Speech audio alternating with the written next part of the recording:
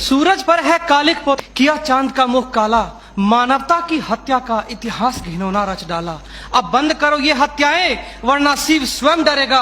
तुम ही भक्षक बन बैठे तो रक्षा कौन करेगा। आदरणीय अध्यक्ष महोदय, सम्मान्य निर्णायक गण एवं उपस्थित साथियों, मैं CISF से उप निरीक्षक आशुतोष कुमार आज के इस वाद विवाद के विषय मानव अधिकार का अनुपालन करते हुए देश में आतंकवाद एवं उग्रवाद से प्रभावी तरीकों से निपटा जा सकता है के पक्ष में अपना मत एवं विचार प्रस्तुत करूंगा। सभापति महोदय, इस विषय को प्रारंभ करने से पूर्व मैं भूतपूर्व मुख्य न्यायाधीश एवं राष्ट्रीय मानवाधिकार आयोग के पूर्व अध्यक्ष माननीय श्री KG बालाकृष्णन के उन वाक्यों को उद्धृत करना चाहूंगा जिसमें उन्होंने कहा है कि मानवता को बनाए रखने के विषय में हमारे सुरक्षा बलों के विचार एवं भूमिका पूरी तरह से स्पष्ट है एवं केवल तुच्छ मानसिकता वाला व्यक्ति यह सोच सकता है कि सुरक्षा बलों के द्वारा मानव अधिकारों के सम्मान करने से हमारे राष्ट्रीय महत्व को खतरा उत्पन्न होगा। 10 दिसंबर 1948 के सार्वभौमिक घोषणा पत्र के अनुच्छेद 3 तथा मानव अधिकार संरक्षण आयोग 1993 के सेक्शन 2D में भी यह स्पष्ट वर्णन है कि प्रत्येक व्यक्ति को एक सम्मान पूर्वक जीने का अधिकार है।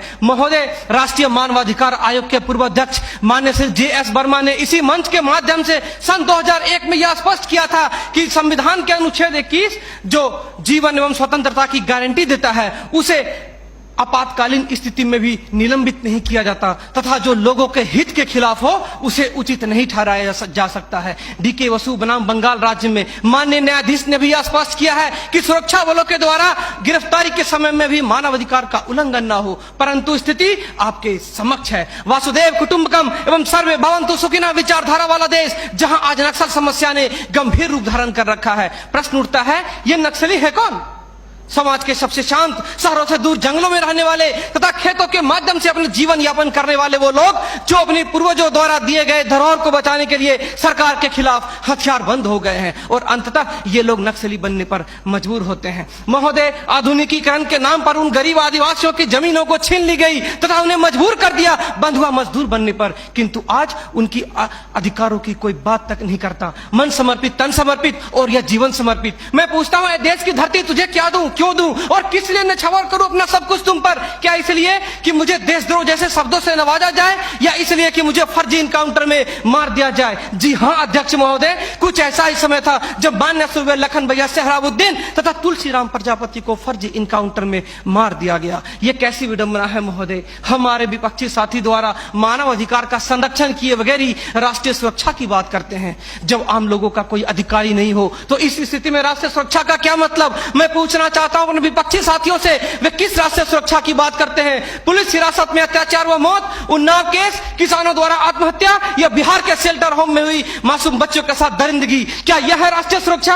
राष्ट्रीय सुरक्षा का अर्थ सिर्फ सीमा की सुरक्षा नहीं बल्कि सीमा के अंदर रह रहे व्यक्तियों की सुरक्षा से भी है। अपने हक को मांगे जाने पर लोगों को नक्सली तथा आतंकवादी करार दिया जाता है तथा यह सुरक्षा देने वाले पुजारी IPC की धारा 124A के तहत गिरफ्तार कर उन्हें देशद्रोह का मुकदमा चलाते हैं, फिर फर्जी इनकाउंटर में भी मार गिराते हैं। जबकि सुनील बत्रा बनाम दिल्ली प्रशासन में माननीय न्यायाधीश ने स्पष्ट किया है कि फर्जी इनकाउंटर हत्या के समान है।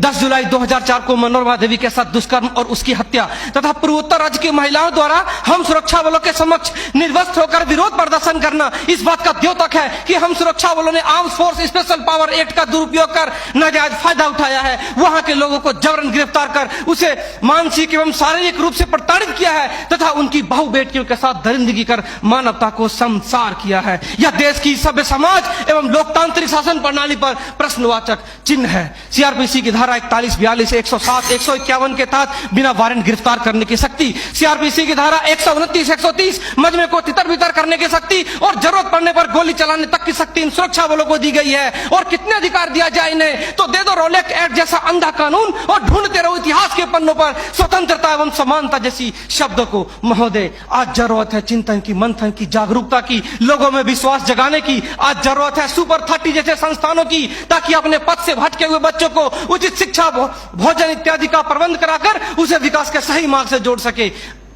अंत में फैसला माननीय निर्णायक मंडल के पर छोड़ते हुए गुरुदेव रविन्द्रनाथ टैगोर की इन पंक्तियों के साथ मैं अपनी वाणी को विराम देना चाहूंगा कि मैं जीना चाहता हूं इंसानों की फौज के बीच में, मैं जीना चाहता हूं उगते सूरज की किरणों के बीच में, सुंदरता और सुगंध के बीच में। मेरी इच्छा है काश मिल जाए मुझे थोड़ी सी जगह इन जीने वालों के दिलों के बीच में। जय हिंद।